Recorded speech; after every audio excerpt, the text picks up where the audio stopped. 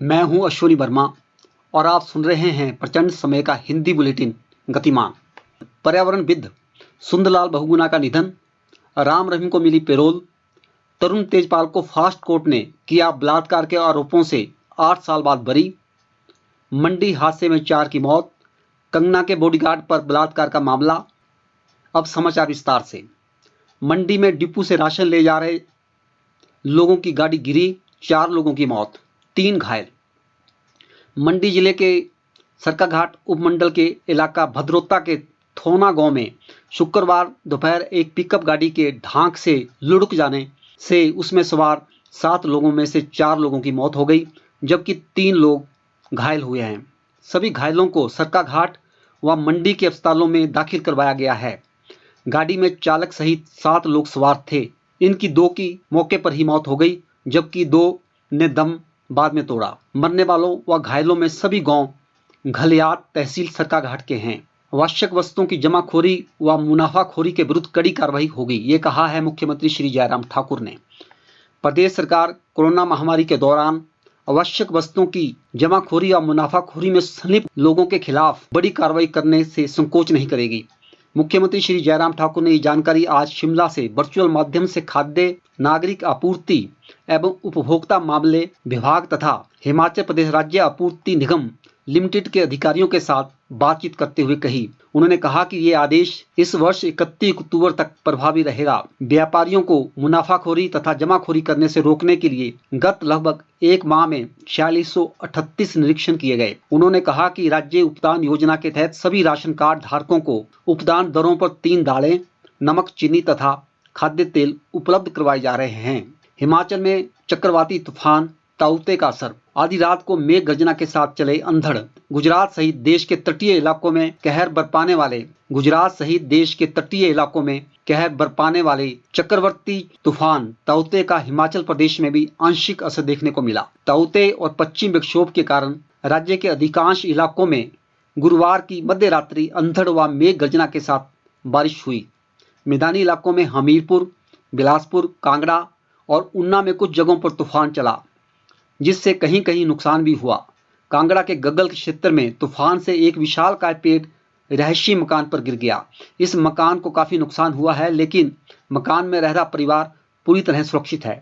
इस बीच पिछले 24 घंटों के दौरान तीसा में सर्वाधिक 41 मिलीमीटर, चंबा में 21, रिकांगपिओ व कल्पा में 19 व डलहौजी में 17 मिलीमीटर बारिश रिकॉर्ड की गई है। ऊना राज्य में सबसे गर्म स्थल रहा, जहां अधिकतम तापमान 36.3 डिग्री सेल्सियस रिकॉर्ड किया गया।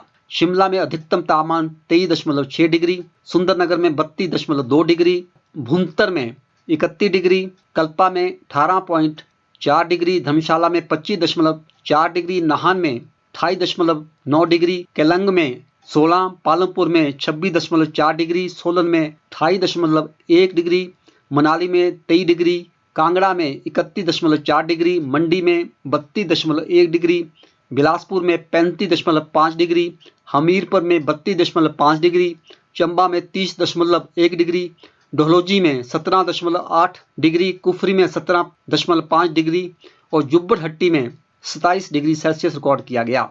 राम रहीम को मिली 48 घंटे की कस्टडी पैरोल। हरियाणा की रोहतक जेल में रेप और मर्डर मामले में उम्र कैद की सजा काट रहे डेरा सच्चा सौदा प्रमुख गुरमीत राम रहीम को पैरोल मिल गई है। गुरमीत को शुक्रवार को रोहतक की सुनारिया जेल से कड़ी सुरक्षा में गुरुग्राम लाया गया।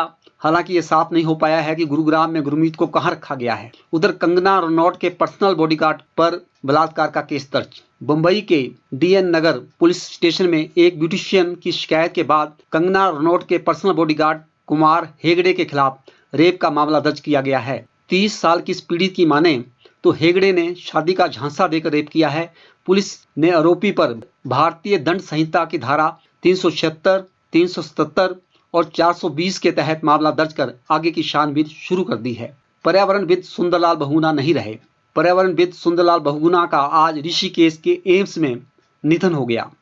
उनका जाना इस दौर के सबसे बड़े सामाजिक कार्यकर्ता का जाना माना जा रहा है। अगर कोरोना महामारी का प्रकोप ना होता तो और सालों तक हम लोगों के लिए प्रेरणा का काम करते। ओम थानवी ने अपनी फेसबुक वॉल पर लिखा है, सुंदरलाल बहुगुणा सुंदर शख्सियत थे, शर हरे बदन, रजत दाढ़ी, मृदु भाषा या उनकी पहचान बने सफेद पटके भर के कारण नहीं, पर्यावरण के प्रति ईमानदार सरोकार, गांधीवादी जीवन शैली, यायावर मन और लेखन के प्रति सतत लगाव के कारण। चिपको आंदोलन से उनका संसार में नाम हुआ। चंडी प्रसाद भट्ट ने उस आंदोलन को जिया।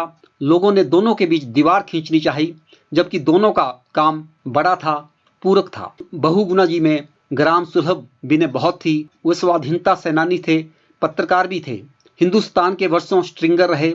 80 के दशक में जब मैं इतवारी पत्रिका, राजस्थान पत्रिका समूह का एक राजनीतिक सांस्कृतिक साप्ताहिक का काम देखता था, उन्होंने हमारे लिए अनेक लेख लिखे। बाद में जनसत्ता के लिए भी मुझे उनकी बड़े बड़े अक्षरों वाली पर्वत रेखा सी गैर समतल लिखावट बखूबी याद है।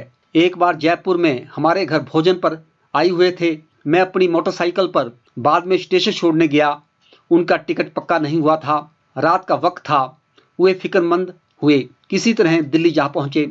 एक मित्र मिले, बोले टीटी से बात करते हैं, कुछ ले देकर शायद बात बन जाए। बहुगुणा जी ने बात वहीं रोक दी। इस तरह बिल्कुल नहीं। वो साधारण डिब्बे में चढ़ने को तैयार थे, पर टीटी को उनका परिचय मात्र देने से बात बन गई। एक खाली शाइका मिल गई थी। हमें सिद्धांत के लिए अड़ने की सीख भी मिली। वे 94 की वय में गए हैं। कोरोना काल में शतायु ही समझिए। उनके जीवन और काम को स्मरण करने का वक्त है, विदा कहने का नहीं। हिमाचल निर्माता डॉक्टर वाई.एस. परमार की पुत्र वधू उमा परमार का शुक्रवार को जिला सिरमौर के नाहन स्थित डॉक्टर वाई.एस. परमार मेडिकल कॉलेज एवं अस्पताल में निधन हो गया। उमा परमार 82 साल की थी। उमा परमार डॉक्टर वाई.एस. परमार के बेटे जयपाल परमार की पत्नी थी।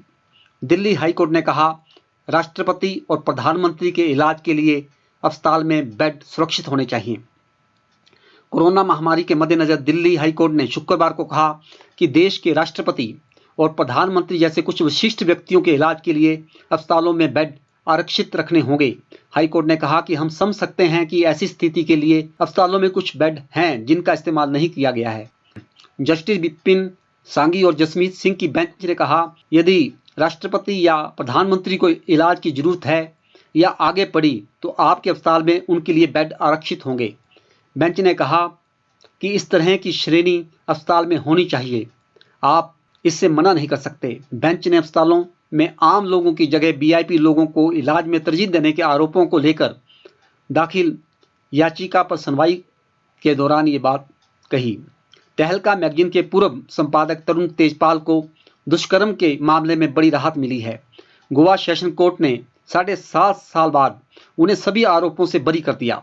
तेजपाल पर तहलका मैगजीन की एक महिला कर्मचारी ने गोवा के लिफ्ट में यौन शोषण करने का आरोप लगाया था। आप सुन रहे थे गतिमान और सुनते रहें गतिमान।